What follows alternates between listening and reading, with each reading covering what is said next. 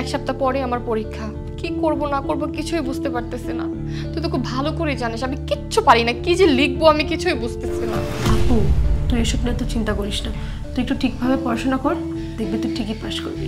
আপা আপনারা কি বিসিএস এর প্রিপারেশন নিচ্ছেন নাকি? এই আপনাদেরও মানে তুই কি বলতে চাচ্ছিস? তার মানে কি বোঝাতে চাচ্ছিস যে তুইও প্রিপারেশন নিচ্ছিস? তুই তোর মতো কাজ কর না, ফালতু কোথাকার। না আপা ওই আমিও তো বিসিএস এর প্রিপারেশন নিচ্ছি, এক সপ্তাহ পরে আমার পরীক্ষা। এই ফকিনির বাচ্চা, ছোট লোকের বাচ্চা, তোর সাহস হয় কি করে? হ্যাঁ তুই আমাকে এখন উল্টাপাল্টা কথা বলতেছস না, লেকচার দিতেছস। তুই বিসিএস পরীক্ষা দিবি, তুই বিসিএস পরীক্ষা দিবি, এটা আবার আমার বিশ্বাস করতে হবে? আর তুই তো আমাদের বাসায় কাজের লোক, আমাদের বাসায় মালির কাজ করিস, রান্না বান্নার কাজ করিস, আর তুই বলতেছস তুই বিসিএস পরীক্ষা দিবি, তাই না? না আপু আমি আপনাদের সত্যি কথা বলছি, আমিও এবার বিসিএস এর প্রিপারেশন নিচ্ছি। আর আপনারা দুজন আলোচনা করছিলেন, কিন্তু একটা কথা আমি বুঝতে পারলাম না, এতদিন ধরে আপনাদের বাসায় কাজ করতেছি, কিন্তু আপনারাও যে বিসিএস এর প্রিপারেশন নিচ্ছেন এই কথা জানতেই পারলাম না। এই ফকিনির বাচ্চা, তোর জানতে হবে কেন? হ্যাঁ তোকে কেন বলতে যাবো যে আমি বিসিএস পরীক্ষা দিব কি দিব না? তোর সমস্যাটা কি? হ্যাঁ তুই কেন নাটক শুরু করছিস? আর তুই ভুলে যাস না যে তুই আমাদের বাড়িতে কাজ করস, আর তোর সাহস হয় কি করে? হ্যাঁ তুই আমাকে জাজ করস, তুই আমাকে জিজ্ঞাসা করস যে আমি কখন পরীক্ষা দিব না কি করবো, এত কিছু তোকে কেন বলবো? আর তাছাড়া তুই যে বিসিএস পরীক্ষা দিবি, তুই কি জানিস বিসিএস পড়তে কত টাকা খরচ হয়, কত টাকা লাগে? হ্যাঁ তুই আসছস বড় বড় লেকচার দিতে, আর তুই বলবি আর আমরা এটা বিশ্বাস করবো, তাই না? আরে আপু ওকে জিজ্ঞাসা কর যে বিসিএস এর ফুল ফর্ম জানে কিনা। হ্যাঁ অবশ্যই জানি, কেন জানবো না। বিসিএস এর ফুল ফর্ম হচ্ছে হইছে হইছে, আর নাটক করতে হবে না। তুই বিসিএস এর ফুল ফর্ম বলবি আর এটা আমি শুনবো, মানে আমার এত খারাপ দিন চলে আসছে তোর মুখ থেকে, আমি এটাও শুনবো, তাই না? শোন, তোর সাথে না কথা বলার কোনো ইন্টারেস্ট নেই। তুই আমাদের বাসায় কাজ করিস, আবার আমাদের সাথে বড় বড় কথা বলতে আসছিস, ভাব দেখাইতে আসছিস। তুই না একটা ফকিন্নির বাচ্চা। হ্যাঁ তুই গরিব ছোট লোক, এটা ভুলা যাইস না। তোর ফ্যামিলির ব্যাকগ্রাউন্ডের কথা না ভুলা যাইস না। তুই এমন পার্ট নিতে আসছিস যে তুই মনে হয় অনেক কোটিপতি, একটা ভালো ঘরের সন্তান, ওরকম একটা অবস্থা আর কি। আপু আপনারা এইভাবে কথা বলছেন কেন? আপনারা যেভাবে কথা বলছেন আমার মনে কোনো অধিকারই নেই যে আমি বিসিএস পরীক্ষা দেব। দেখেন আপু, হ্যাঁ মানছি যে আমি আপনাদের বাসায় কাজের লোক, কাজ করে দিই, আমি মালিরও কাজ করি, সবই ঠিক আছে, কিন্তু আমার মা বাবার একটা স্বপ্ন ছিল আমি বড় হয়ে বিসিএস ক্যাডার হব, ভালো কোনো অফিসার হব, যার কারণে আমাকে অনেক কষ্ট করে পড়ালেখা করেছে। এরপর থেকে বাবা মা তো বৃদ্ধ হয়ে গেছে, নিজের খরচ তো চালাতে হবে, নিজের পড়াশোনার খরচ তো চালাতে হবে, যার কারণে আপনাদের বাসায় কাজের লোক হিসাবে আছি। কিন্তু আপনারা যেভাবে আমাকে তুচ্ছ তাচ্ছিল্য করছেন, আমাকে অপমান করছেন, এটা কিন্তু ঠিক না। আমরা গরিব হতে পারি, আমাদের কি কোনো শখ আহ্লাদ নেই? আমরা কি বড় হতে পারি না? এই ফকিরের বাচ্চা, তোর সাহস হয় কি করে? হ্যাঁ তুই আমাকে বলতেছিস আমি ভুল করছি, আমি তোকে ছোট করে কথা বলছি, তোর সাহস হয় কি করে? হ্যাঁ তুই আমার ভুল ধরতে আসছিস? দেখ আমি যা করছি একদম ঠিক করছি, 3 বেলা পেটে ভাত পড়ে তো, তাই বুঝতে পারতেছিস না আসলে টাকার কষ্টটা কি। হ্যাঁ তোকে এখন এই মুহূর্তে বাড়ি থেকে বের করে দেবো। বিশেষ পরীক্ষা দেওয়ার খুব শখ হয়েছে না? বের হ আমার বাড়ি থেকে, বের হ বলতেছি। প্লিজ আপা, আমার সাথে এমনটা করবেন না। দেখেন এই মুহূর্তে যদি আপনার কাছ থেকে বের করে দেন, তাহলে আমি কোথায় খাবো, কোথায় থাকবো? আমার তো থাকার জায়গাটুকু নেই।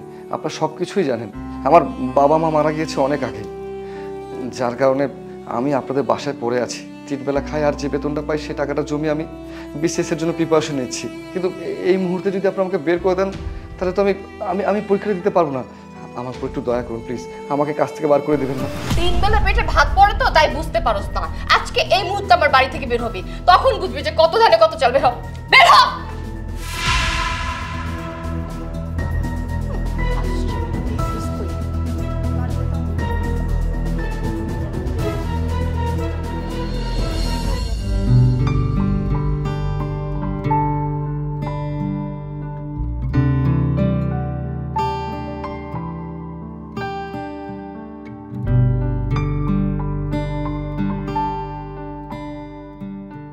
শিবু সাহেব, আমার কিন্তু বাংলো বাড়িটা বেশ পছন্দ হয়েছে, বলতে হবে মালিকের রুচি আছে। হ্যাঁ খুব সুন্দর করে একদম বানিয়েছে।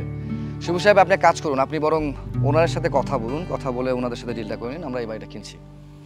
ঠিক আছে স্যার, ওনারা যে দাঁড়িয়ে আছে আমার মনে হচ্ছে যে ওনারাই এই বাড়ির ওনার। আচ্ছা চলুন তাহলে কথা বলি। এটা তো বাবা বিক্রি করে দিবে, লাস্ট বারের মতো একটু দেখে নেই। আসলে রে আপু, এই বাড়িতে কিন্তু তোর আর আমার অনেক স্মৃতি। আচ্ছা ম্যাডাম, এই বাড়িটি বিক্রি করার জন্য আপনারা বিজ্ঞাপন দিয়েছিলেন, সেই বিজ্ঞাপনটা দেখে আমরা আসছি। উনি হচ্ছেন আমাদের স্যার, এই বাড়িটি কিনবেন। আপনার বাসায় কি আপনার গার্জিয়ান মানে আপনার বাবা বা বড় ভাই কেউ আছে? হ্যাঁ আছেন, কিন্তু আপনার কি দরকার? আচ্ছা স্যার, ওনার সাথে কথা বললেই হবে। আচ্ছা আমি আপনাকে পরে ফোন করছি। আমি শুনেছি সব কিছু। আরে তুই তুই না আমাদের বাসায় মালির কাজ করতি? কিছুদিন আগে তো তুই আমাদের বাসায় কাজ করতি, আর এখন তোর কত বড় সাহস তুই আমাদের বাড়ি কিনতে আসছিস? ঠিকই তো আপু, ও না আমাদের বাসায় চাকর ছিল, আর চাকর হয়ে আমাদের বাসায় কিনতে এসেছিস? এই তোরা তোমার সাহস কে দিয়েছে? আচ্ছা ম্যাডাম, আপনি কাকে কি বলছেন? একজন লোককে চিনেন না, জানেন না, ওনার সাথে খারাপ ব্যবহার শুরু করছেন? এই আপনি একদম চুপ থাকেন তো, আপনি কিচ্ছু জানেন না। একে আমরা খুব ভালো করেই চিনি, একটা মূর্খ অশিক্ষিত লোক। ও কি বলছে জানেন? ও বলছে ও নাকি বিসিএস পরীক্ষা দিয়ে ক্যাডার হবে, অনেক কিছু করে ফেলবে, লাখ লাখ টাকা ইনকাম করবে। ওর মতো একটা ফকিন্নি ছোট লোকের বাচ্চা জীবনে কিছু করতে পারবে? আপনি বলেন তো।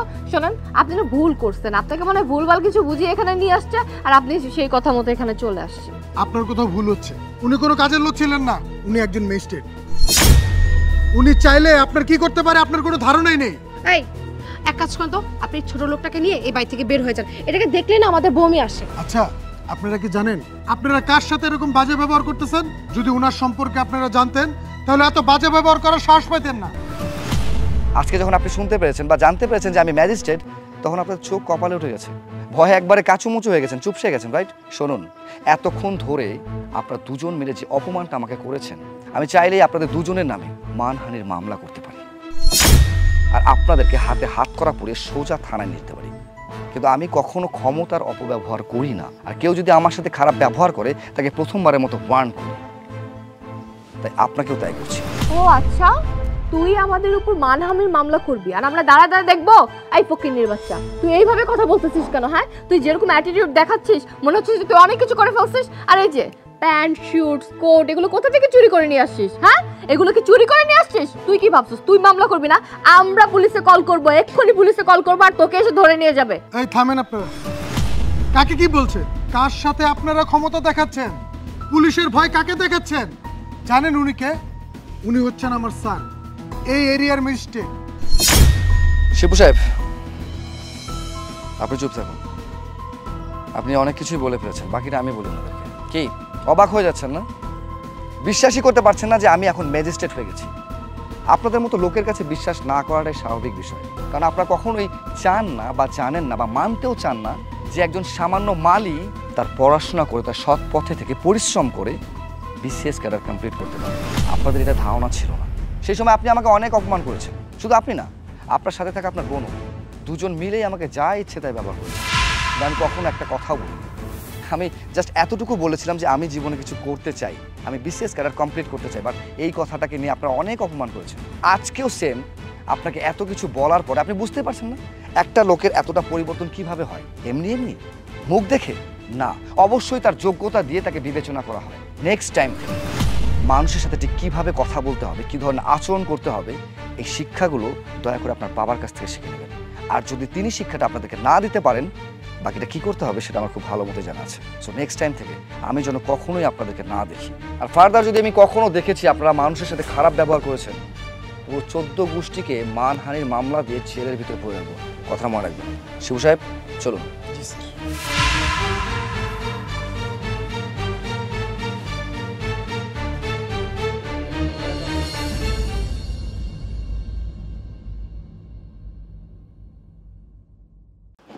সে কখন থেকে এক কাপ কফি চাচ্ছি, এখন পর্যন্ত কফিটা নিয়ে আসলো না।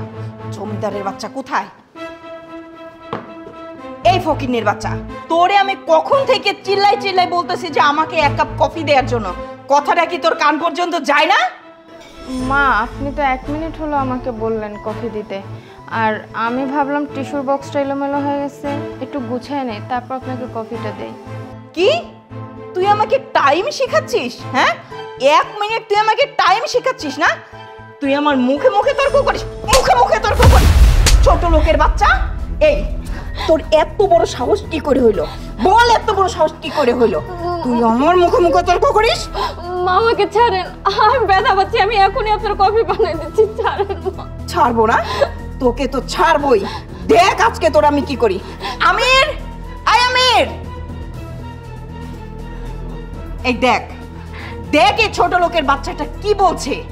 আমি ওর কাছে কফি চাইছি, ও আমাকে টাইম শেখাচ্ছে, টাইম দেখাচ্ছে। ওর আজকে একটা শায়েস্তা করতেই হবে। কি ভাবি, আপনি কি অনেক কাজ করেন, সারাদিন অনেক ব্যস্ত থাকেন, যে মাকে এক কাপ কফি বানিয়ে দিতে পারেন না? আমির ভাই, আমার কথাটা শোনো। মা আমাকে মাত্রই বলছে কফির কথা, এখানে টিস্যুর বক্সটা এলোমেলো, আমি শুধু এতটুকু টাইম নিচ্ছি, তার মধ্যে মা এসে আমাকে গায়ে হাত তুলতেছে, উল্টাপাল্টা কথা বলতেছে। তুমি আমাকে বিশ্বাস করো ভাই। তার মানে আমার মা আমাকে মিথ্যে কথা বলতেছে না? হ্যাঁ, এই আপনি সারাদিন বাসায় করেনটা কি? একটা কাজও তো ঠিকঠাক করতে পারেন না। মা এক কাপ কফি চেয়েছে, সেটাও দিতে পারছেন না। তোরে আমি আগেই বলছিলাম, তোর ভাইকেও বলছিলাম যে আমার পছন্দ করা মেয়েকে বিয়ে করতে না।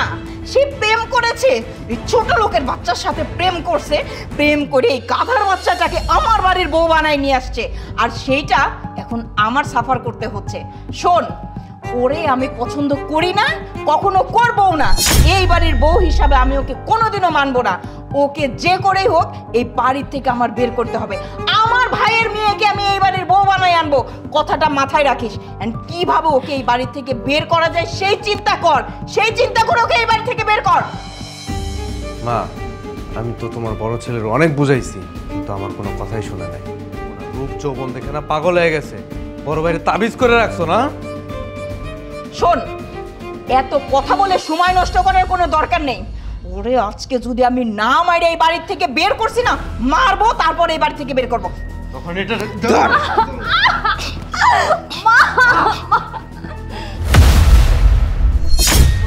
কি করছো কি তুমি?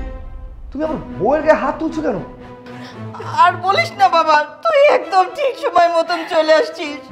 দেখ, তুই নিজের চোখে দেখ, তুই যখন বাড়িতে থাকিস না, তোর বউ আমার সাথে কি কি ব্যবহার করে।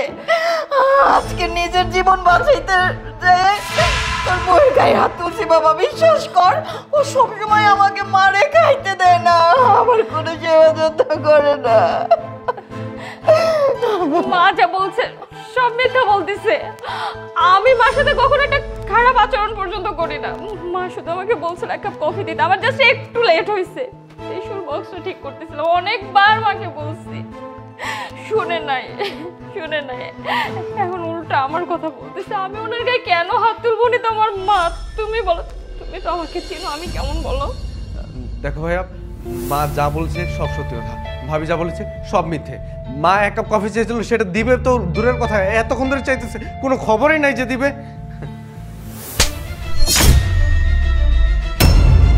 বাবা, তুই এটা কি করলি?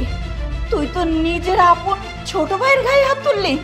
এই কালনাগিনীর কথা শুনে তুই তো ছোট ভাইয়ের গায়ে হাত তুলে আমার কথা বিশ্বাস করলি না। অনেক হয়েছে, আর একটা মিথ্যা কথা বলার চেষ্টা করো না। আর মা, তুমিও মিথ্যা কথা বলার চেষ্টা করো না, কারণ আমি আমার বউকে খুব ভালো মতো চিনি। তোমরা যে তার নামে বানিয়ে বানিয়ে সব মিথ্যা কথা বলছো, তার সাথে আমার সম্পর্ক নষ্ট করতে চাইছো না, এই ব্যাপারটা আমি খুব ভালো মতো বুঝি। তোমরা কি ভেবেছো আমি কোনো কিছু জানি না, আমি কোনো কিছু বুঝি না? আমি অনেক দিন থেকে সব কিছু ফলো করছিলাম, তাই অফিস থেকে আজকে খুব তাড়াতাড়ি এসেছি। দেখতে চেয়েছিলাম তোমরা আমার বউয়ের সাথে কি আচরণ করো, আর আমার সামনে সব কিছু ক্লিয়ার হয়ে গেছে। আর মিথ্যা কথা বলে কোনো কিছু ঢাকার চেষ্টা করো না মা। কিভাবে করলে মা? হ্যাঁ, কিভাবে পারো তুমি একটা পরের মেয়ের গায়ে হাত তুলতে? আজকে তো তোমারও মেয়েরও দিয়ে দিয়েছো। একটাবার ভেবে দেখো তো, তার গায়ে যদি তার শ্বশুরবাড়ির লোকজন এইভাবে মারধর করতো, মিথ্যা অপবাদ দিত, তোমার মনটা কেমন লাগতো মা? নিশ্চয়ই তোমার অনেক খারাপ লাগতো। আর এর বেলায় খারাপ লাগছে না কেন জানো? কারণ সে পরের মেয়ে। দেখো মা, তুমি যেভাবে তার সাথে আচরণ করছো না, আজকে তোমার মেয়ের সাথে যদি সেম আচরণটা কেউ করতো, তোমারও অনেক কষ্ট হতো। তুমি খুব ভালো মতো জানো যে ও কত হতদরিদ্র পরিবার থেকে এসেছে। ওর বাবা মারা যাওয়ার আগে আমাকে বারবার করে বলছিল তার মেয়ের জন্য যত্ন রাখি, খেয়াল রাখি।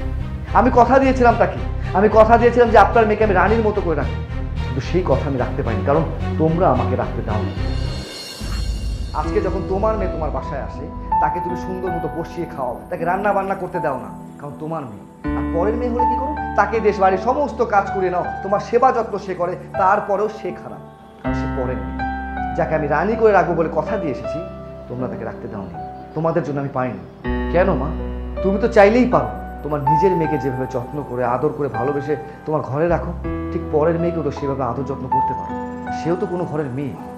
দেখো মা, তোমরা যে অন্যায়টা করেছো না, এটা কিন্তু মোটেও ঠিক নয়। আর ভাই, তোর কাছে আমি এটা কখনোই আশা করিনি। আরে ও তোর ভাবি, সম্পর্কের দিক থেকে সে তোর বড়দেরকে শ্রদ্ধা সম্মান করে আমাদের বাবা মা থেকে শিখিয়ে গেছে। আর তুই কি তোর ভাবির গায়ে হাত তুলছিস? আর তোর লজ্জা হওয়া উচিত ভাবি হচ্ছে মায়ের সমতুল্য, তাকে কোথায় স্নেহ করবি, কোথায় তাকে সম্মান করবি, তা না করে তাকে অসম্মান করছিস, তার গায়ে হাত তুলছিস। আজকে যদি আমার নিজের ভাই না হতি না, তো এমন হাল করতাম যে সারাটা জীবন মনে রাখতি। আসলেই তো বাবা, তুই একদম ঠিক কথা বলছিস।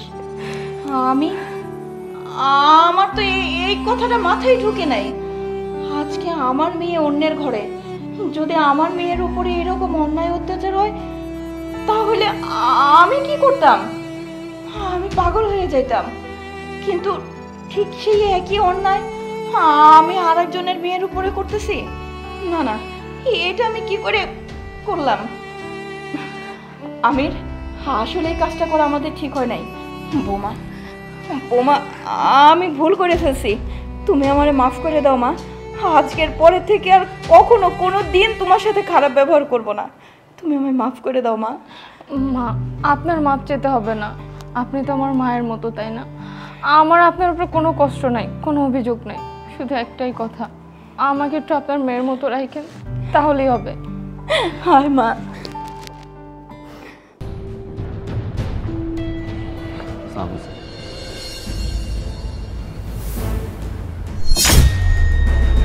বাবা, বাবা তুমি সিকিউরিটি গার্ডের ড্রেস পরে আমার অফিসের নিচে কি করছো?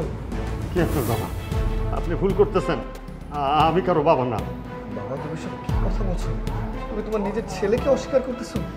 বাবা আমি গ্রামে গিয়েছিলাম, গ্রামে গিয়ে তোমাকে আমি তন্ন তন্ন করে খুঁজেছি বাবা, আমি কোথাও তোমাকে পাইনি। এই ঢাকা শহরে আমি তোমাকে কত না খুঁজেছি বাবা, বিশ্বাস করো আমি কোথাও তোমার দেখা পাইনি। আমি তো বুঝতেই পারছিলাম না তুমি আমার সাথে কেন এমনটা করছো। বাবা বাবা আমার দোষটা কি বলো, বলো আমি কি করছি, আমার কি অপরাধ বলো। আমি কইলাম তো আমি আপনার বাবা না, আপনি ভুল করতেছেন। তুমি সব কি কথা বলছো? আমি কি দোষ করছি তোমার কাছে? আমি কি অপরাধ করেছি? আমি তো কোনো কিছু বুঝতে পারছি না। তুমি কেন আমাকে অস্বীকার করছো? বাবা বাবা তুমি কেন এমনটা করছো না? বাবা আমি কি অপরাধ করেছি বলো? আমি তো কোনো কিছুই জানি না। তুমি আমাদেরকে ছেড়ে কেন চলে গেছো? বিশ্বাস করো বাবা, আমি এসবে কোনো কিছুই জানি না। বাবা তুমি চলো, তুমি আমার সাথে চলো বাবা, ঘরে ফিরে যাবে প্লিজ। বাবা এমনটা করো না বাবা, প্লিজ। স্যার, উনি আপনার বাবা? হ্যাঁ ভাই, উনি আমার হতভাগা বাবা। আসলে স্যার কিছুদিন আগে উনি রেল লাইনে সুইসাইড করতে গিয়েছিলেন, তখন আমি ওনাকে উদ্ধার করি। আর তারপর ভাবলাম যে এখানে সিকিউরিটি গার্ডের চাকরিটা করলে হয়তো ওনার উপকার হবে। বাবা উনি এসব কি বলছে? তুই সুসাইড করতে চেয়েছিলি? এসব কেন করতে চাচ্ছ বাবা? আমি তো কোনো কিছুই বুঝতে পারছি না। তুমি কি একটা বারের জন্য আমার কথা ভাবলে না? তুমি ছাড়া আমি কতটা অসহায়, কতটা নিঃস্ব হয়ে যাব বাবা। এই পৃথিবীতে তুমি ছাড়া আমার আর কে আছে আপনজন? বল কেন এসব করতে যাচ্ছ বাবা? তুমি বলো আমাকে বাবা। না, তুই আমাকে বাবা ডাকিস না। তুই আমাকে বাবা ডাকলে তোর সংসারে অশান্তি হবে। তুই যদি আমার বাবা ডাকিস, এই এত বড় অফিসটায় তুই অপমানিত হবি। আমাকে বাবা ডাকার দরকার নাই। বাবা তুমি এসব কি বলছো? প্রয়োজন হলে এই অফিসে আমি একটা মুহূর্ত চাকরি করবো না। আরে যে অফিসের মানুষজন আমাকে স্যার বলে ডাকে, তার বাবা এখানে সিকিউরিটি গার্ড, প্রয়োজন নেই আমার এমন চাকরি। তোমাকে বাবা বলে ডাকতে গিয়ে যদি আমার সংসারও চলে যায়, তাতে আমার কোনো আপত্তি নাই। মানুষজন যা আছে, যাই বলুক না কেন বাবা, বাবা আমি তোমাকে ছাড়তে পারবো না বাবা। আমি যে কোনো মূল্যে হোক তোমাকে পেতে চাই না। তোমাকে আমি হাতছাড়া করতে চাই না।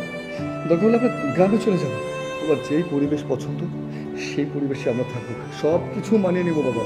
তারপরে বাবা তোমাকে আমার লাগবে বাবা, তুমি আমার সাথে চলো।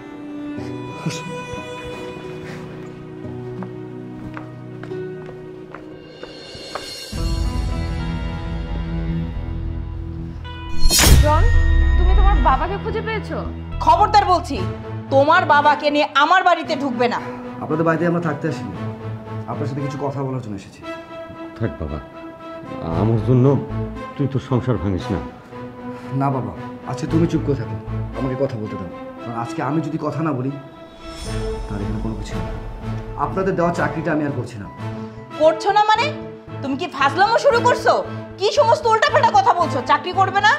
অলরেডি আপনাদের দেওয়া চাকরিটা আমি ছেড়ে আসছি। কারণ যে অফিসে আমাকে সবাই স্যার বলে ডাকবে, আর সেই একই অফিসে আমার বাবা সিকিউরিটি গার্ডের চাকরি করবে, এরকম চাকরি আমার দরকার নেই। কারণ যেখানে আমাকে স্যার বলে সবাই সম্মানিত করবে, আমার বাবা সেখানে সিকিউরিটি গার্ড হিসেবে অসম্মানিত হবে। সেই চাকরি আমার লাগবে না, আমি করবো না। প্রয়োজন বোধে আমি আমার বাবাকে নিয়ে গ্রামে চলে যাবো, আবার যেখানে দু চোখ চাই আমরা চলে যাবো। তারপর আপনার দেওয়া চাকরিটা আমি করছি না। সাথে এই বাড়িতেও আমি আর একটা মুহূর্ত থাকছি না। জন, তুমি আমাকে ছেড়ে চলে যাবে? না ভাই, আমি তোমাদের মতো পাশান না, তোমাদের মতো শক্ত মন মানুষের লোক আমি না। তোমার প্রতি আমার ভালোবাসা অফুরন্ত হয়েছে, আর এই ভালোবাসা আজীবন থাকবে। দেখো ভাই, আমি তোমাকে ভালোবাসি, আর তোমার জন্য আমার হৃদয় দরজা সবসময় খোলা থাকবে। তোমার যখন ইচ্ছা হবে, যখন মন চাইবে, তুমি আমার কাছে আসতে পারো। তোমার যদি মনে হয় যে আমি তোমাকে এতটুকু তিল পরিমাণও ভালোবেসেছি, তাহলে আমার ভালোবাসার দামটা তুমি দিও না। তোমার মতন ফকিরের সাথে আমার মেয়ে কোথাও যাবে না। ওই গ্রামে যেয়ে থাকবে আমার মেয়ে, কখনোই না। তুমি তো একটা ফকির। আমার মেয়ে সারা জীবন আমার কাছেই থাকবে, আমার বাড়িতেই থাকবে। দেখুন মা, এটা হচ্ছে আমাদের স্বামী স্ত্রীর ব্যাপার। আমাদের বিয়ে হয়েছে, পবিত্র একটা বন্ধনের মধ্যে আমরা আছি, তাই আমার যতটুকু বলার দায়িত্ব আমি তাকে বলেছি। বাদ বাকিটা তার ইচ্ছা, সে কি করবে না করবে।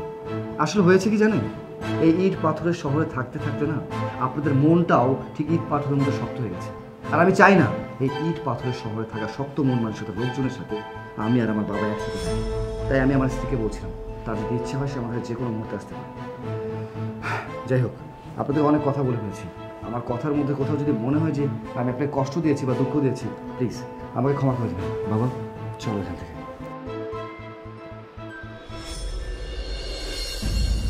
মা, আমরা মনে হয় জনের বাবার সাথে অনেক বেশি অন্যায় করে ফেলেছি। উনি তো জনের বাবা, আমার শ্বশুর, আমার বাবার মতোই। দেখো, কাজটা একদমই ঠিক করিনি। ও অনেক কষ্ট পেয়েছে, ওর বাবাও কষ্ট পেয়েছে। আমাকে মনে হয় না কখনো মাফ করবে। হ্যাঁ রে মা, আমারও সেটাই মনে হচ্ছে। আসলে ওর বাবা তো অনেক ভালো মানুষ, আর জনও অনেক ভালো ছেলে। আমরা মনে হয় অনেক বড় ভুল করে ফেললাম। আমার মনে হয় তোর যাওয়া উচিত, ওদেরকে ফিরিয়ে আনা উচিত। যা মা, আর দেরি করিস না, ওদেরকে নিয়ে আয়, যা।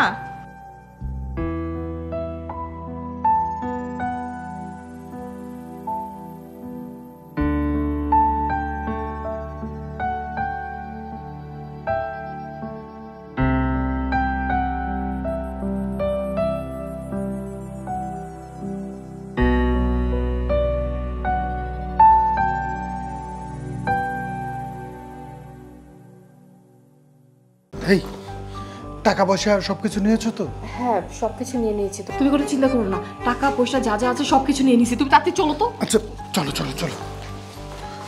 কোথায় যাওয়া হচ্ছে? আর জন, তুমি হঠাৎ করে এই সময়? কি ব্যাপার, এত তাড়াহুড়ো করে কোথায় যাচ্ছ? আরে যাবার সময় যখন ব্যাগে করে টাকা পয়সা অর্থ সম্পদ সবকিছুই নিয়ে যাচ্ছ, সোনা দানা সহ, তাহলে বাকি যে এতদিন যাবত আমি বিদেশে কামাইটা করেছি সেই টাকা তো ক্যাশ এনেছি, সেটাও নিয়ে যাও।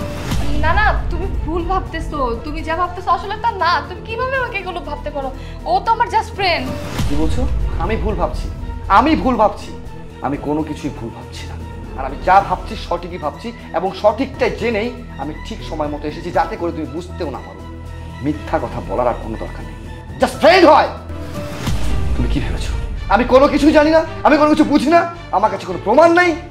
সব কিছুই আমি বিদেশে থাকতে আমি সব কিছুই জানতাম যে তুমি কতদিন ধরে তার সাথে সম্পর্কে আছো। তোমাদের সম্পর্কের বয়স হচ্ছে 7 মাস, আর তোমরা সেই সম্পর্ক অনুযায়ী আজকে পালানোর চেষ্টা করছো।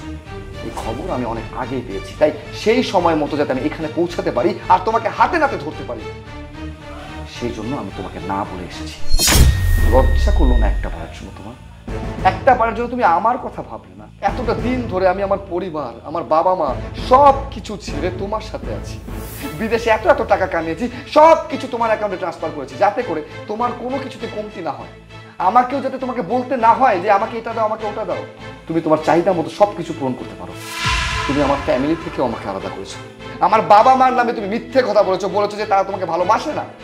কিন্তু না, তারা এতদিন যা বলতো সঠিক বলেছিল। ভুলটা আমার ছিল যে অন্ধের মতো ভালোবাসতাম তোমাকে, অন্ধের মতো বিশ্বাস করতাম না। আর সেই ভুলের মাসুলটা এখন আমাকে দিয়েছে। ওকে ফাইন, যেহেতু তুমি আমার ভালোবাসাকে অপমানই করেছো, আমাকে তিরস্কার করেছো, আমার সাথে ধোঁকা দিয়েছো, তোমার সাথে অন্তত একটা মুহূর্ত আমি থাকবো। তুমি তো এর সাথে পালানোর জন্যই আমাকে ধোঁকা দিয়েছো না? ঠিক আছে, তুমি থাকো তোমার এই পরকীয়া প্রেমিককে। Out out. আরে না, কি আমার সাথে হয়ে যাইব? ওর সাথে তো আমি রিলেশন করছিলাম ওর টাকা পয়সা ধন সম্পত্তি এগুলো ভোগ করার জন্য। এখন যেহেতু এগুলো সব আপনারা যাই না গেছেন, আপনার মধ্যে ঝামেলা লেগে গেছে, আপনাকে ঝামেলা আপনারা মিটাই নেন, আমি যাই। শিপু